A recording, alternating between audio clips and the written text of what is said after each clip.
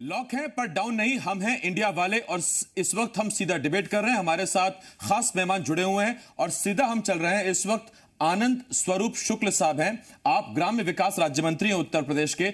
आनंद जी, मेरा आपसे सीधा सवाल, इशारों ही इशारों में सही पीएम ने साफ कह दिया कि लॉकडाउन 4 में नियम और सख्त होंगे, गाइडलाइंस होंगी और गाइडलाइंस भी सख्त होंगी, यानी कि चौथा लॉकडाउन शुरू हो रहा है 17 के बाद।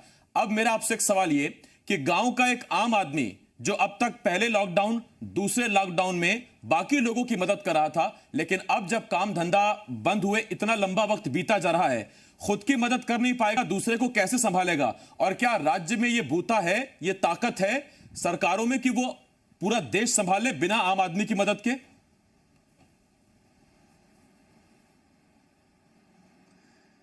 अभी माननीय प्रधानमंत्री जी ने जो 20 लाख करोड़ रुपए के आर्थिक पैकेज घोषणा की है, उसके लिए मैं उनके प्रति आभार व्यक्त करते हुए जरूर ये कहना चाहूँगा कि उत्तर प्रदेश के पूज्य मुख्यमंत्री जी ने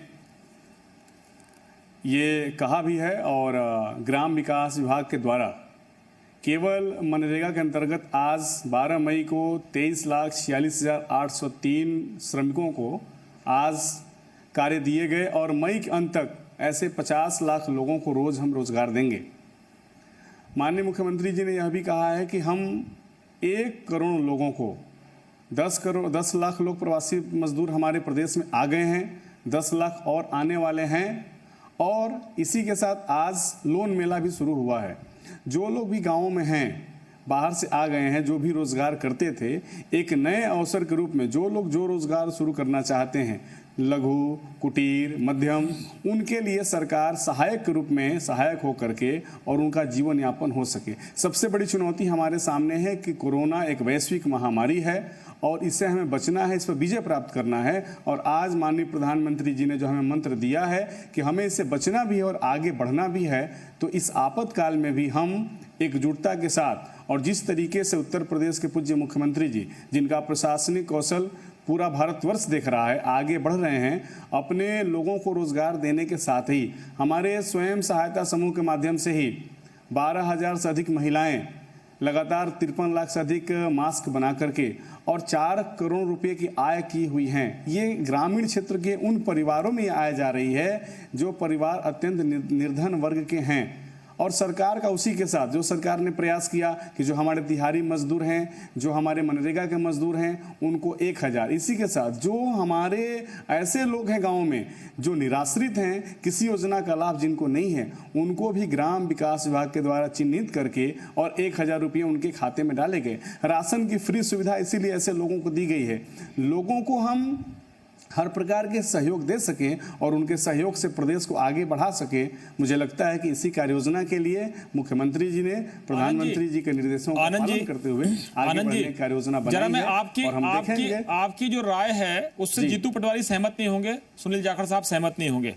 जो वो सवाल उठा रहे हैं वो सवाल कई बार जायज भी थे। इतने लंबे समय से आनंद जी, इतने लंबे समय से वो मुख्यमंत्री जो विरोधी सरकारों के मुख्यमंत्री मान लेता हूं मैं, आपके विरोधी हैं, या केंद्र सरकार में आपकी सरकार है, राज्यों में आपकी सरकार है, लेकिन कई जगह कांग्रेस की सरकार भी है, ममता बनर्जी भी सरकार में है, बीजेडी भी सरकार में है। जीतू पटवारी जी, जो मैं आपसे जानना चाहता हूं कि आपके मुख्यमंत्रियों ने, चाहे जाखड़ साहब के राज्य में कैप्टन अमरिंदर सिंह थे, बार बार कह रहे थे कि साहब हमारी हालत तो वैसे ही खराब हो गई है, हम पीपीई किट्स मांगते हैं वो नहीं मिलती, हम दवाइयों के लिए जो सिस्टम चाहिए, मैकेनिज्म चाहिए या जो भी और मैकेनिज्म चाहिए वो नहीं मिल रहा है, तो हम करें क्या? ना हमारे पास जीएसटी का शेयर आया है, ना हमारे पास सरकार की कोई मदद आई है।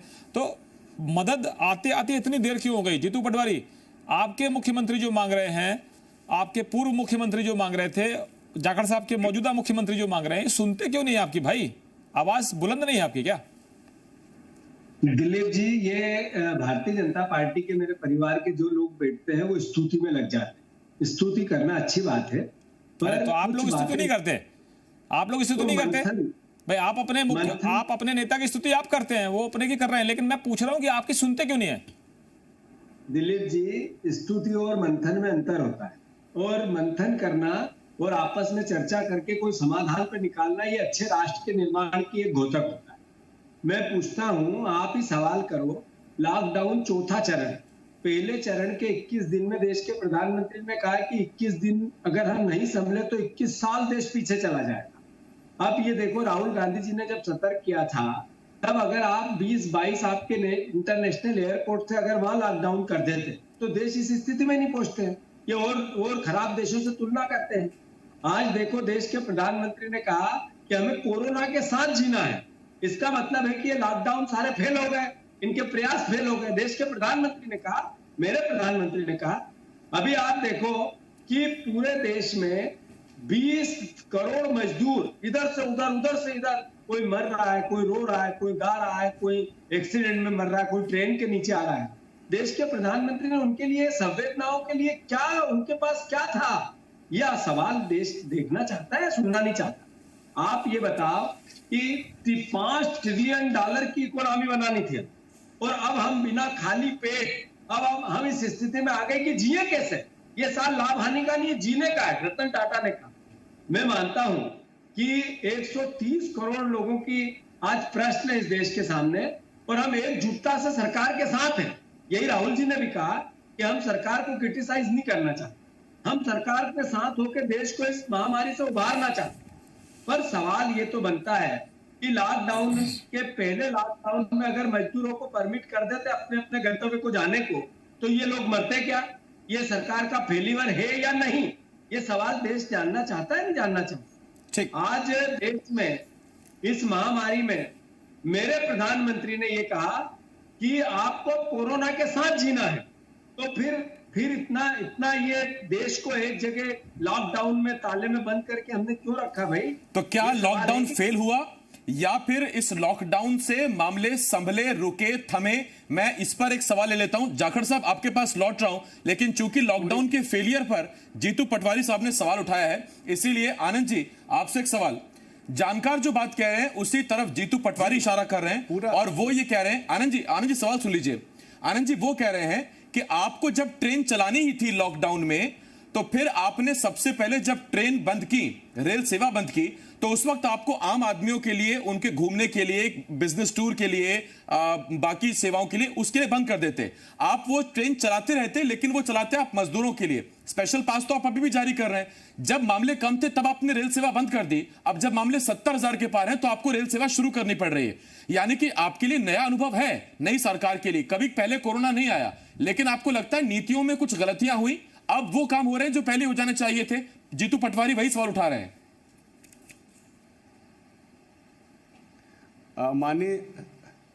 माननीय जीतू पटवारी जी और माननीय श्री सुनील जाखड़ जी, जो माननीय प्रदेश अध्यक्षगण हैं अपने अपने प्रदेशों के, उनकी बातों को सुन के ऐसा लग रहा है कि रटी रटाई बातें, पुरानी बातें। जीतू पटवारी जी सरकार के अंग थे।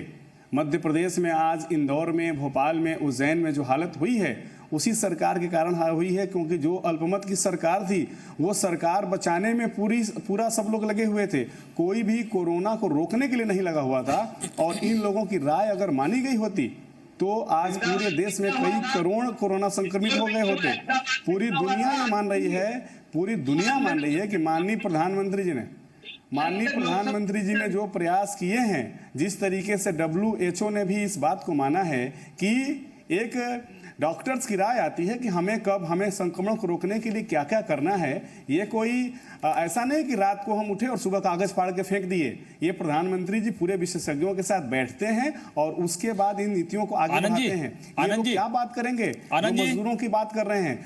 एक सरकार आनंद जी, राजस्थान में इन लोगों की सरकार है। राजस्थान में महिला मजदूरों को उठक बैठक करवाया। क्या जवाब इन लोगों के पास है? मजदूरों के बारे में लोग बात करते हैं। उत्तर प्रदेश की सरकार, जहां भी भाजपा की सरकारें हैं, ससम्मान सोशल डिस्टेंसिंग का पालन करते हुए ट्रेन से, बस से सभी लोगों को वापस ला रही हैं। हम बार बार अनुरोध कर रहे हैं कि लोग पैदल नहीं चलें, लेकिन आपकी बात में आनंद जी, लोग ऐसे चलते रहे, इन लोगों का अफवाह फैलाने के चलते। आनंद जी, आपकी बातों से आपके समर्थक, आपकी पार्टी के कार्यकर्ता, आपके चाहने वाले तो आनंद ले सकते हैं, लेकिन जाखड़ साहब के चेहरे पर और जीतू पटवारी के चेहरे पर नाराजगी है इस बात की कि आपके जो आरोप हैं उससे वो सहमत नहीं। जाखड़ साहब पहले जवाब देंगे और फिर जीतू पटवारी देंगे, क्योंकि जीतू पटवारी जब सरकार में रहे तब आरोप लगा था और आपकी सरकार को भी कटघरे में खड़ा कर रहे हैं, चाहे वो राजस्थान की हो चाहे MP की। जाखड़ साहब पहले आप जवाब दीजिए। मैं आरोप प्रत्यारोप में यकीन नहीं करता। मैं तो कुछ तथ्य जो हैं, बड़े कड़वे तथ्य हैं, वो सामने रखना चाहूंगा। उसके ऊपर आनंद स्वरूप जी कुछ कहना चाहें, आप कुछ कहना चाहें। सबसे पहली बात है कि 32 मिनट के माननीय प्रधानमंत्री के भाषण में 5 दफा उन्होंने माइग्रेंट लेबर्स, प्रवासी मजदूर भाइयों की बात की। मैं एक बार में ही मान लेता अगर उन्होंने गरीब का बेटा होने के नाम पे देश के प्रधानमंत्री बने कि मैं गरीब घर में पैदा हुआ हूं और गरीब की व्यथा समझता हूं। अगर एक बार भी वो सारे भाषण में कह देते कि जो मजदूर मेरे साथियों के साथ ज्यादतियां हुई हैं, जो व्यथा उन्होंने झेली है, मैं उसके लिए हाथ जोड़ के माफी मांगता हूं। मैं समझता हूं वो लोगों के दिल में घर कर जाते, वो शायद मलहम लगा देते। आज 600 रुपए उनकी टिकट देने के लिए नहीं है। स्वरूप साहब कोई एहसान नहीं कर रही पंजाब सरकार। 85,000 प्रवासी हमारे जो मजदूर साथी हैं जिन्होंने पंजाब के निर्माण में योगदान दिया है, वो कोई हमारे पे बोझ नहीं थे। हमारा फर्ज बनता था, ये राजधर्म था कि वो घर जाना चाहते हैं, उनको घर भेजने के लिए पंजाब सरकार ने व्यवस्था की है। और उस 85,000 में करीबन 80% यूपी आ रहे हैं। हमने अपना कर्तव्य निभाया है। ये कर्तव्य माननीय प्रधानमंत्री का था अगर वो समझते गरीब की व्यथा को। दूसरी बात जो आपने बड़ी एक फंडामेंटल सवाल पूछा था कि आपके मुख्यमंत्री माननीय प्रधानमंत्री से अपना हिस्सा मांग रहे हैं, जीएसटी का हिस्सा मांग रहे हैं। साहब इस छोटी सी बहस में ये बड़ा फंडामेंटल मुद्दा है, क्योंकि ये देश के संघीय ढांचे के ऊपर प्रहार हो रहा है। हम कोई भीख नहीं मांग रहे। कोई भी राज्य अगर केंद्र सरकार के पास आता है, हम अपना हिस्सा मांगने के लिए आ रहे हैं। पंजाब का 4400 करोड़ रुपया पिछले 6 महीने से केंद्र सरकार के पास बकाया पड़ा है, जो हमारा ड्यू है। हम जो फाइनेंशियल और फिस्कल पैकेज मांग रहे हैं 20,000 करोड़ का, वो तो बात ही अलग है। हम तो अपना जो हमारी तरफ ड्यू है वो आज 6 महीने से हमें रोका पड़ा और हमें बार बार प्रधानमंत्री को आके यहाँ पे हाजिरी लगानी पड़ती है। साहब ये देश का फंडामेंटल जो हमारा फेडरल स्ट्रक्चर है, उसके ऊपर कोरोना का भूत दिखा के मैं समझता हूं हमारे बेसिक कॉन्स्टिट्यूशनल जो राइट्स हैं, स्टेट्स और सेंटर का जो रिलेशनशिप है, उसके ऊपर बहुत बड़ा आघात हो रहा है। और इस समय आघात हो रहा है जबकि देश की न्याय व्यवस्था, देश के लेजिस्लेचर और देश के जिस तरह से आपके सामने सारे का सारा ढांचा, यहाँ तक कि आपने, मैं कहना नहीं चाहता कि आज मौका नहीं है क्योंकि कोरोना में सब इकट्ठे होकर लड़ रहे हैं, परंतु आज सारी व्यवस्था खोखली हुई पड़ी है जो कि बाबा साहब अम्बेडकर ने बनाई थी कि एक दूसरे के ऊपर चेक एंड बैलेंसेस का सिस्टम। कोरोना के नाम पे सारा का सारा ढांचा मलियामेट करके, कोई भिखारी नहीं है मुख्यमंत्री जो केंद्र में आके, अगर ममता बनर्जी को कल बोलना पड़ा यहाँ पे, अगर हमारे मुख्यमंत्री को यहाँ पे बोलना पड़ा कि केंद्र उनके अधिकार क्षेत्र के अंदर हस्तक्षेप कर रहा है, ये एक बड़ा गंभीर मुद्दा है। देश के चिंतकों को इस पे सोचना पड़ेगा। ये कोरोना तो आएगा और चला जाएगा। इस देश का ये संविधान, देश का ये जो मूलभूत ढांचा है, संघीय ढांचा, इसके लिए साहब कांग्रेस ने और पूरे देशवासियों ने, जो हमारे शहीदों ने कुर्बानियां दी हैं, इसके लिए दी हैं कि ना कि यहाँ पे आके कोई तानाशाही के रूप में आके एक पार्टी काबज होकर बैठ जाए। ये एक बड़ा गंभीर मुद्दा है। जाखड़ साहब बहुत गंभीर सवाल है, इस पर मैं रिएक्शन लूंगा आनंद स्वरूप का। उससे पहले जीतू पटवारी, आप पर ये आरोप है आनंद स्वरूप शुक्ला का कि जब आपकी सरकार थी तो आप तो केवल सत्ता बचाने में लगे थे। मैं एक बयान और सुनवा देता हूं जरा, जो उस वक्त और आज भी संवैधानिक प्रमुख के तौर पर बैठे हुए हैं, गवर्नर हैं लालजी टंडन साहब, जरा उनकी बात सुन लीजिए। महामहिम राज्यपाल लालजी टंडन।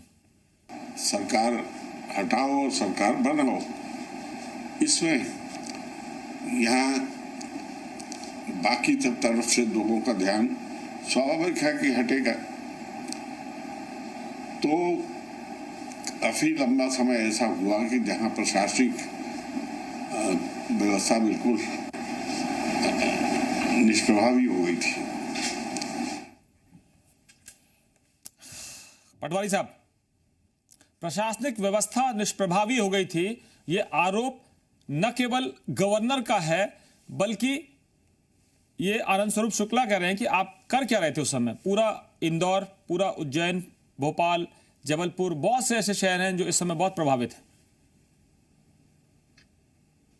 दिलीप जी, आनंद जी को मैं पहले बता दूं कि ये हम जब जागे, जब तो देश में या विश्व में से किसी भी जो इमरजेंसी मेडिकल लगी थी वो भी नहीं लगी, उससे पहले कमलनाथ जी जागे। पर 23 मार्च तक लोकसभा चल रही थी और अहमदाबाद नमस्ते ट्रंप कर रहा था। जरा ये बात मैं इसलिए नहीं कह रहा हूं कि मुझे इनकी बात को क्रिटिसाइज करना है, ये बात मैं इनको संज्ञान में दिलाना चाहता हूं कि अहमदाबाद देश का पहला जिला है जहां पर सबसे ज्यादा संक्रमण। वहां पे तो मध्य प्रदेश के मुख्यमंत्री काम नहीं कर रहे थे। उसका सवाल और उसके उत्तर और उसके जवाब भी मैं समझता हूं अंतर मन में आपने समझने चाहिए। जहां तक इंदौर और उज्जैन का प्रश्न है, मेरे प्रदेश का आज का अतिक्रमण करके बैठा हुआ मुख्यमंत्री शिवराज सिंह चौहान पिछले 45 दिन में एक बार भी इंदौर नहीं आए, उज्जैन नहीं गए जहां सबसे ज्यादा मृत्यु दर है। लगातार मैं इंदौर से ही बैठा हूं, रोज भोपाल जाता हूं और इंदौर आता हूं, पर उन्होंने कभी ये भावना ही नहीं लगी उनको कि मैं यहाँ आके देखूं। इसलिए इस सरकार जो आज की सरकार है उसकी नीति के कारण, उसकी नियत के कारण ये महामारी इतनी भयंकर यहाँ इंदौर में फैल गई। रही बात पिछले हम थे जब तक एक भी केस, सिंगल वन केस पूरे मध्य प्रदेश में नहीं आया था। ये बात कहना, आरोप लगाना अपने आप को बचाने जैसा है, पर सवाल आरोप प्रत्यारोप का नहीं। सवाल है हम इस महामारी से लड़े कैसे। हमने शिवराज सिंह चौहान से भी, मेरे नेता कमलनाथ ने हमेशा चर्चा की और कहा कि हम सब मिलकर इससे कैसे लड़े। अब लड़े, हमने कभी गैर जिम्मेवाराना रवैया नहीं अपना और अपना धर्म निभाते रहे। पर देश के सामने सवाल है, मैंने जैसा पहले कहा, जाखड़ जी ने भी उसको दोहराया कि देश के चौथे लॉकडाउन आने तक देश कहां खड़ा है और अभी तक क्या उसमें हमने क्या पाया, ये देश के सामने सवाल है। और देश की इकोनॉमी मिटिया मेट हो गई, इसके लिए क्या देश का होगा। अब आनंद जी को जवाब देने का आनंद लेने दीजिए। आनंद जी को सुनिए। आनंद जी, दो आरोप आप पर हैं। जाखड़ साहब का आरोप यह है, आनंद जी पहले सुनिए, जाखड़ साहब का आरोप यह है कि संवैधानिक व्यवस्था जो है, जो एक संघीय ढांचा है, वो चरमरा गया है। बाबा साहब भीमराव अंबेडकर के जो सपने हैं, जो उन्होंने देखा था, वो चकनाचूर कर दिया आपकी सरकार ने। मुख्यमंत्री चाहे वो कैप्टन अमरिंदर सिंह हो, बड़े खिलाड़ी हैं, कैप्टन हैं, अपनी सरकार को भी चला रहे हैं। अगर मैं बात करूं ममता बनर्जी की, तो वो आपसे नाराज रहती हैं और वो कहती हैं कि रसगुल्ला के साथ आप कंकड़ खाइए। अगर जीतू पटवारी कह रहे हैं कि उनकी सरकार के रहते कभी भी सामने एक भी मामला नहीं आया और जो अभी आपके मुख्यमंत्री हैं उन्होंने सरकार गिराने का खेल रचा, आपकी पार्टी ने रचा, लॉकडाउन का पालन नहीं करवाया। अगर पहले करते तो शायद ये स्थिति नहीं होती। ये आरोप मध्य प्रदेश की कांग्रेस के लग रहे हैं। आप बताइए कि जो पूरे देश में अफरा तफरी मची है, चाहे वो शराब की दुकानें खोलने को लेकर हो या मजदूरों को लेकर हो, मजदूरों के पांव में छाले हैं और शराब की दुकान में शराब के ऐसे लग रहा है कि जैसे लाले पड़ गए थे 45 दिन तक और लाइन लगी है, टूट पड़े हैं। तो कौन सा लॉकडाउन? ये आपकी सरकार का फैसला है। पूरा देश माननीय प्रधानमंत्री जी के संबोधन के साथ है, पूरा देश माननीय प्रधानमंत्री जी के आग्रह के साथ है। माननीय जाखड़ जी ने जो बातें कही हैं, सबसे पहले उन्होंने कहा कि 35 मिनट के उद्बोधन में माननीय प्रधानमंत्री जी उन गरीब भाइयों से, गरीब का बेटा खुद को मान करके हाथ जोड़ के माफ़ी मांग लिए होते। मैं ये कहना चाहता हूं कि माननीय नरेंद्र मोदी जी सभी देशवासियों को अपने सर्वश्रेष्ठ मानते हैं और सभी को अपना प्रधान सेवक मानते हैं। सेवक के नाते उन्होंने कई बार पिछले जब भी उनके उद्बोधन हुए हैं, आदरणीय जाखड़ साहब को स्मृति में नहीं होगा, क्योंकि माननीय प्रधानमंत्री जी अनेक बार हाथ जोड़ करके माफ़ी भी मांगा और हाथ जोड़ करके निवेदन भी किया कि आपको इस वैश्विक महामारी से बचने के लिए क्या क्या करना है। जाखड़ साहब ने कहा कि ये बातें वो बातें, लेकिन मैं ज़रूर ये कहना चाहूँगा कि जो भी अभी इसके पहले भी जो अप्रैल के प्रथम सप्ताह में, प्रथम लॉकडाउन में ही माननीय प्रधानमंत्री जी ने प्रधानमंत्री गरीब कल्याण योजना की शुरुआत किया था, घोषणाएं की थी। उसका लाभ पूरे देश में, पंजाब हो, हरियाणा हो, राजस्थान हो, मध्य प्रदेश हो, छत्तीसगढ़ हो, हर जगह हर एक जो हमारे उज्ज्वला गैस कनेक्शनधारी महिलाएं हैं उनके खाते में 821 रुपये गए। 3 महीने उनको फ्री में सिलेंडर मिलने की योजना जो शुरू हुई। जो भी पेंशनधारी थे सबके खाते में एडवांस पेंशन गए। जो मनरेगा मजदूर थे, जो श्रम विभाग में पंजीकृत श्रमिक थे, उनके खाते में भी पैसे गए। आनंद जी, ये लोग एक पुरानी बातों को जो बातें समाप्त हो गई। नई बात यह है कि पूरे देश में कहना चाहूंगा, पूरे देश में करोड़ों मजदूर सड़कों पर हैं, रेलगाड़ी के नीचे आके कट गए, ट्रक से एक्सीडेंट हो रहे हैं, वो आपने नहीं कराए।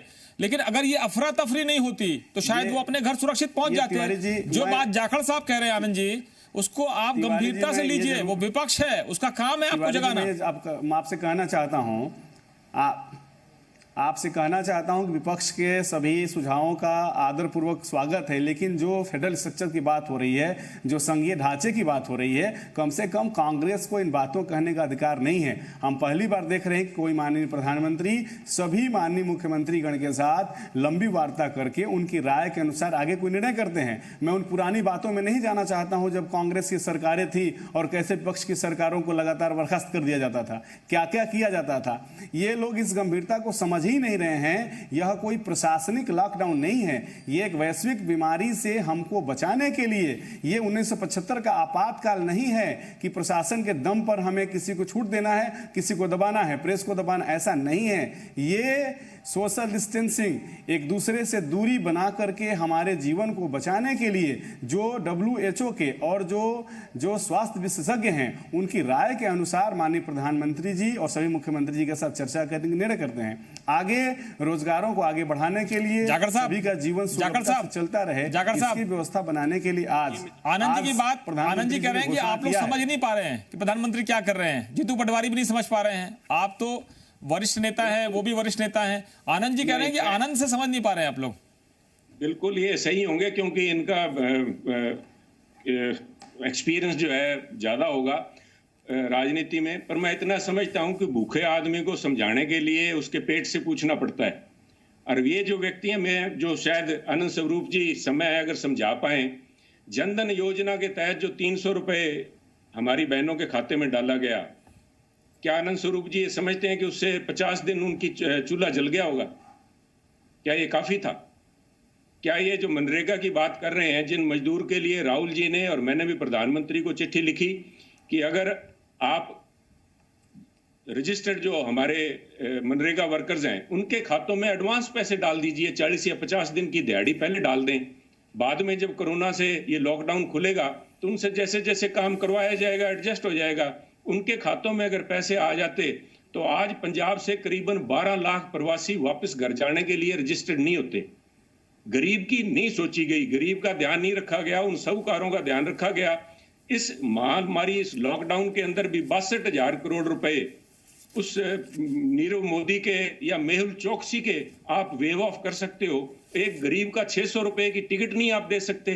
कौन सा गणित मुझे समझाने की प्रयास कर रहे हैं? ये गणित मेरी समझ से बाहर बैठ रहा है, क्योंकि मैं नहीं समझ पा रहा। और जहां तक मैं जीतू पटवारी जी से पूछना चाहूंगा, आनंद स्वरूप जी, मैं कोई आरोप प्रत्यारोप नहीं कर रहा, मैं जीतू जी से पूछना चाहता हूं। जीतू जी, मध्य प्रदेश में आपका हेल्थ मिनिस्टर कौन है आज के दिन? हेल्थ मिनिस्टर पहले जो था उनको इन्होंने खरीद लिया, और जो अभी बैठा है वो आज तक कभी किसी भी हेल्थ इमरजेंसी के जो सबसे ज्यादा हॉट स्पॉट है वहां पहुंचने की उन्होंने कोशिश नहीं की। खुद ही जितने लॉकडाउन के नियमों को उन्होंने तोड़ा। मैं नहीं समझता हूं कि जो आज के हेल्थ मिनिस्टर ने उतना किसी एक इंसान, सामान्य इंसान ने तोड़ा होगा। मोदी जी की इस भावना की बेइज्जती जितने मेरे हेल्थ मिनिस्टर ने की, मैं नहीं समझता हूं कि दुनिया में, देश में किसी और व्यक्ति ने की होगी। मैं इनकी गंभीरता को इसीलिए तो बार बार प्रश्न खड़े हो रहे हैं। नहीं तो मैं प्रधानमंत्री के कहना चाह रहा हूं कि इनको पता हो कि हो क्या रहा है देश के अंदर। अब देखिए, अब आप दो लोग, पहली बार ऐसा हुआ है कि जब जाखड़ साहब जो कांग्रेस के प्रदेश अध्यक्ष हैं पंजाब के और जो कार्यकारी अध्यक्ष हैं जीतू पटवारी, एक दूसरे से सवाल कर रहे हैं और सवाल में भी आरोप हैं। आनंद स्वरूप शुक्ला को जवाब देने दीजिए, कार्यक्रम यही खत्म करूंगा। आनंद जी, आपके आनंद में खलल डाल रहे हैं कि आप जो गणित समझा रहे हैं, ये गणित कौन सा है भाई? ये समझ ही नहीं आ रहा उनको गणित। इतने बड़े बड़े दिग्गज नेता हैं, एक कैबिनेट मंत्री रह चुके हैं, राहुल गांधी को बाइक में घुमाते हैं, जाखड़ साहब के पिताजी तो हिंदुस्तान की पार्लियामेंट के जो देश की सबसे बड़ी पंचायत है उसके लोकसभा अध्यक्ष रह चुके हैं। जाखड़ साहब इतनी लंबी राजनीति कर रहे हैं और आप आनंद में सिखाना चाह रहे हैं उनको। ये कौन सा गणित है, आनंद गणित? नहीं, मैं तो केवल आग्रह करना चाहता हूं, और जीतू पटवारी जी को मैं तब से जानता हूं, जब विधानसभा के चुनाव में अपनी ही पार्टी के खिलाफ बयान दिए थे, तब बड़े चर्चित हुए थे। और अनेक इनके ऐसे कारनामे, ऐसे बयान आते रहते हैं जिससे कि चर्चा में बने रहते हैं। आदरणीय जाखड़ साहब बड़े वरिष्ठ हैं, इनके पिताजी को भी हम सभी बहुत सम्मान के साथ देखते रहे हैं लोकसभा अध्यक्ष के रूप में। लेकिन मैं इतना जरूर अनुरोध करना चाहूँगा कि आज के अवसर पर, जैसे मुंबई बांद्रा में जो अफवाह फैलाई गई, मजदूर बाहर आ गए, वो लोग किन लोगों से जुड़े हुए हैं, इन बातों को हमें जानना होगा। और आज हम सभी को आदरणीय जाखड़ साहब से अनुरोध करना चाहूँगा, पंजाब बहुत समृद्ध है, 12 लाख लोगों को आप पंजाब से जाने दिए, ये मुझे लगता है कि आपकी सरकार की असफलता है। और आपका जो भ्रातृत्व भाव है, जो लोगों को रोक करके 1 महीने भोजन कराना चाहिए था, उनके रोजगार के अवसर को छीनना नहीं चाहिए था, आपकी सरकार को ऐसा करना चाहिए था, आप सभी करना चाहिए था, लेकिन आपने नहीं किया और भूखे लोगों को हमारे उत्तर प्रदेश बिहार आने के लिए छोड़ दिया। हम तो उनको ससम्मान ले रहे हैं, अपने बस से ट्रेन से उनको बुला भी रहे हैं और उनके रोजगार की समुचित व्यवस्था कर रहे हैं। वो आते हैं, उन्हें हम 21 दिन का राशन देके ही उनके घर को भेजते हैं और 21 दिन के बाद उनके काम की व्यवस्था कराते हैं। 30 सेकंड में जवाब दे दीजिए जाखड़ साहब, समय की मजबूरी है, 30 सेकंड में जवाब दीजिए सभी नेताओं से। जाखड़ साहब, पंजाब ने ना सिर्फ 12 लाख हमारे प्रवासी साथियों का पेट भरा है, पंजाब के गुरुद्वारे जो हैं, हमारे सिख समुदाय के गुरुद्वारे हैं, अमेरिका, इंग्लैंड और आपके यूरोप में भी चल रहे हैं, जहां पे वहां के भूखों के भी पेट भर रहे हैं। ये इल्जाम मैं समझता हूं आनंद स्वरूप जी को शोभा नहीं देता इस किस्म की बात करना। आज अगर वो गरीब अपने घर आ रहे हैं तो अनिश्चितता के माहौल में आ रहे हैं। अगर आपने इंडस्ट्री खोलने की परमिशन दी होती पहले, तो मैं समझता हूं ये लोग अपने घरों में आज, जो पंजाब इनका दूसरा घर है, कर्म भूमि है, आज जन्मभूमि जाने के लिए इसलिए मजबूर हुए हैं कि देश ने लॉकडाउन खोलने की कोई समूची व्यवस्था नहीं बनाई। अगर प्रधानमंत्री इस 50 दिनों में ऐसा कुछ व्यवस्था कर लेते कि पंजाब की इंडस्ट्री खुल जाती, तो ये हमारे साथी वापस आने को मजबूर ना। जाखड़ साहब, माफी चाहूंगा, पैसे डाल दिए वक्त की पाबंदी है, माफी चाहूंगा, वक्त की पाबंदी है। देखें आनंद स्वरूप जी, मैं इतना ही कहना चाहूंगा, धन्यवाद। तो आप सभी का बहुत बहुत शुक्रिया और मैं उम्मीद करता हूं कि हम सब मिलकर इस कोरोना की महामारी से, संकट से निकलेंगे बाहर, राजनीति चलती रहेगी, देश आगे बढ़ता रहेगा और हम सब मिलकर इस जंग में एक साथ हैं, चाहे वो सत्ता पक्ष हो, चाहे विपक्ष हो, चाहे आम जन हो। बहुत बहुत शुक्रिया। खबरों में फिलहाल इतना ही। बने रहिए हमारे साथ, देखते रहिए जी मीडिया।